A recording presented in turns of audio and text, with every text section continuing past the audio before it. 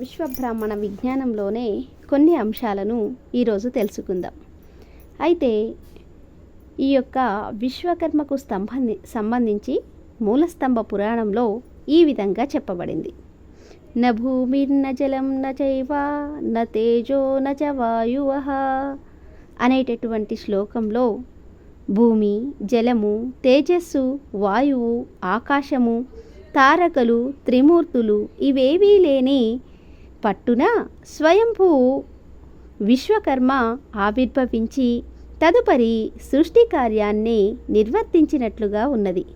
అంతేకాకుండా విశ్వకర్మ పరమాత్మకు 5 ముఖాలు, అవి ఆ 5 ముఖాలకు కూడా ఒక్కొక్క ముఖానికి ఒక్కొక్క పేరున్నది. సద్యోజాత వామదేవ అఘూర తత్పురుష ఈశానన అనేటటువంటి 5 ముఖాలు కలిగినటువంటి విశ్వకర్మ 5 ముఖాల నుండి కూడా 5 బ్రహ్మర్షులు జన్మించారు. వారు ఎవరు అంటే మనుమయత్వస్థ శిల్ప విశ్వజ్ఞ అనేటటువంటి 5 బ్రహ్మలు. మనుబ్రహ్మ, మయబ్రహ్మ, త్వష్ట బ్రహ్మ, శిల్ప బ్రహ్మ, విశ్వజ్ఞ బ్రహ్మ అనే 5 బ్రహ్మలు ఆవిర్భవించారు.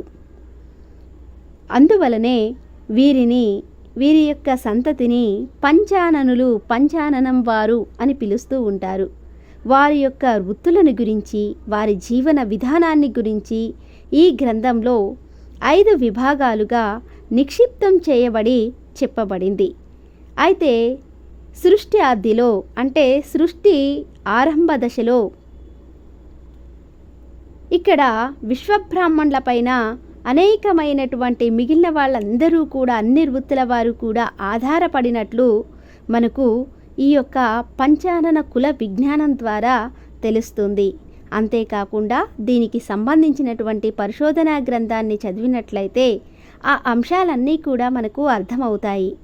వ్యవసాయ అవసరాలకు, నాణాలు, యుద్ధ సామాగ్రికి, అహక్కారులు చేసేటటువంటి వృత్తి సంబంధమైనటువంటి ఇనుముతో చేసినటువంటి కత్తులు, కటారాలు, ఇక గృహ వ్యవసాయాదులకు వడ్రంగ పనుల ద్వారా దారుశిల్పులు చేసినటువంటి పనిముట్లు, ఇక స్వర్ణకార వృత్తి ద్వారా తాళిబొట్టు మొదలుకొని సకల అలంకారాది ఆభరణాలు స్వర్ణకార వృత్తి చేయడం ద్వారా గ్రామ దేవతలు, దేవాలయాల యొక్క నిర్మాణము, దేవుని యొక్క రూపాన్ని, దైవత్వాన్ని, దేవమూర్తులను కూడా సృష్టించి ప్రాణప్రతిష్ఠ చేసేటటువంటి శిల్పవృత్తి కలిగినటువంటి వారు ఈ యొక్క శిలాశిల్పులు.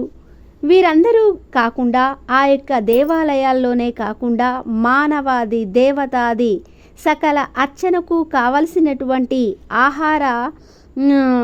ఆహార సముపార్జనకు కావలసినటువంటి ఆ యొక్క పాత్రల యొక్క నిర్మాణము లోహశిల్పులైనటువంటి, కాంస్యశిల్పులైనటువంటి కంచరి వారు, కాంస్యకారులుగా చెప్పబడేటటువంటి వారు సృష్టించినటువంటి పాత్రల యొక్క నిర్మాణం, పసడి కలశాలు కావచ్చు, గుడిలో గంటలు కావచ్చు, ఇలా ప్రతిదీ కూడా విశ్వకర్మల చేత సృష్టించబడి విశ్వ శ్రేయస్సు కోరి, విశ్వజనుల యొక్క శ్రేయస్సు కోసం, వారి యొక్క అభివృద్ధి కోసం వస్తు సృష్టి నిర్మాణం చేసేటటువంటి వారిగా జగత్ప్రసిద్ధి చెందినటువంటి వారు ఈ యొక్క విశ్వబ్రాహ్మణులు. అందుకే వీరిని విశ్వబ్రాహ్మణులు అన్నారు. ఎందుకు అంటే వీరు చేసేటటువంటి కర్మ బ్రహ్మకర్మ.